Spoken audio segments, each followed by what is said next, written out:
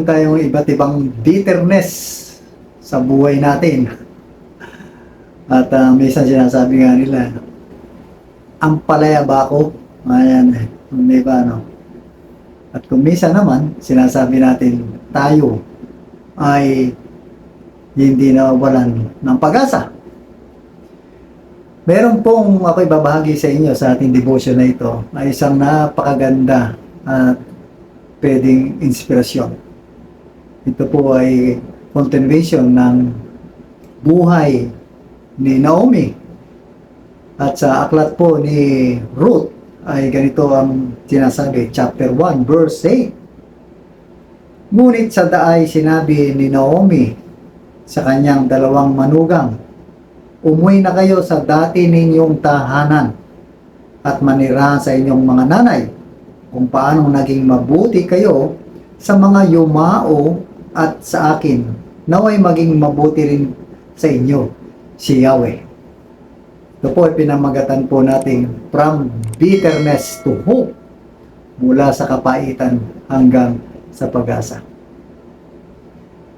Napakasarap po na ang salita ng Diyos ay ating pong pagbulay-bulayan sa pamamagitan nito. Mahirap sa isang tao, sa isang pamilya, na bumalik sa kanyang bayang pinagmulan na may dating kalungkutan, mga lumang alaala, mga kabiguan, mga pagkakamali, at mga bagay na komplikado.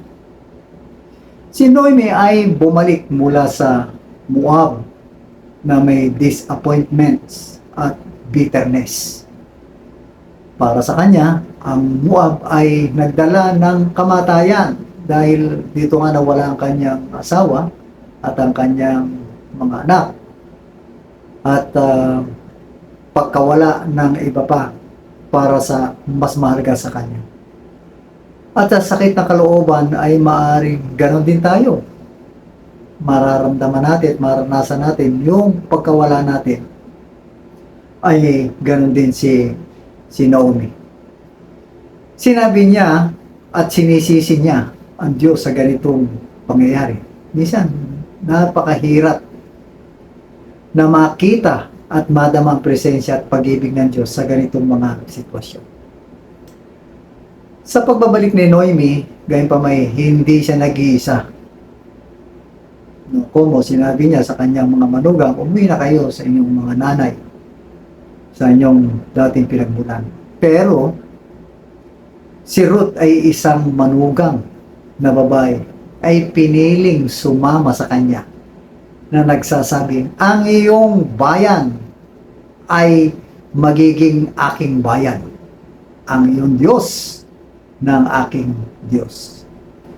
Si Ruth ay outsider o sinasabi natin hindi naman talaga taga Bethlehem at nagtungo upang humanap ng bagong tahanan at sumama ito kay Naomi na kanyang biyanan sa Bethlehem. Isang lugar sa gitna ng mga tao na ang Diyos ay kilala lamang sa malayo. At tulad natin, hindi naman tayo taga Bethlehem, kilala natin ang Diyos na taga malayo. Pero si Ruth ay pupunta doon mismo. Gaya ng makikita natin sa bandang huli, sa kwentong ito, maaring tubusin ng Diyos ang ating mga kakulangan. Tulad ng pagtanggap niya sa ating mga unang hakbang patungo sa Kanya ng may pananampalataya. Aakapin tayo ng Diyos. Ipapadama sa atin ang Kanyang patuloy na pag-ibig.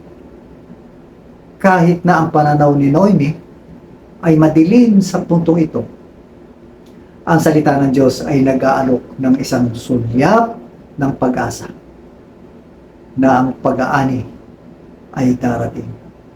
Ganyan din po tayo sa buhay natin. Hindi nawawala ang pag-asa natin at darating din ang pag-aani. Gagawin ng Diyos ang Bethlehem na isang lugar ng pagpapala. At ang mga kahangahangang ginawa ng Diyos doon ay magpapala kay Noemi at root at kalaunan ang buong mundo. Pagkaraan ng maraming taon, isang ina po ng kanilang pamilya ang magiging tagapagligtas ng mundo. Walang iba kundi si Jesus Christ. Kung nawala ng pag-asa si Noemi at ganoon din si Ruth, wala tayong tagapagligtas. Kaya yung pag-asa ay kailangan lagi nating bitbit sa buhay natin tulad ni Noemi na kanyang naranasan.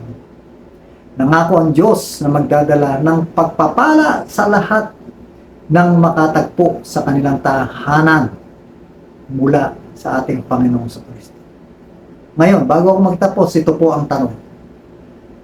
Gagawin ba natin ang hakbang na yon patungo sa Kanya ngayon? Nananawagan ang ating Panginoong Kristo. Mga kapatid, mga magulang, si Noemi, mula do sa pait ng kanyang karanasan, nagbago ito dahil ang pag-asa ng Diyos ay patuloy na sa atin, sa buhay natin. Hindi kailanman ito mawawala ng bisa dahil nanampalataya tayo sa ating Panginoong Kristo. Sa pangalan ng Ama, ng Anak, Banal Espiritu Santo. Amen at Amen.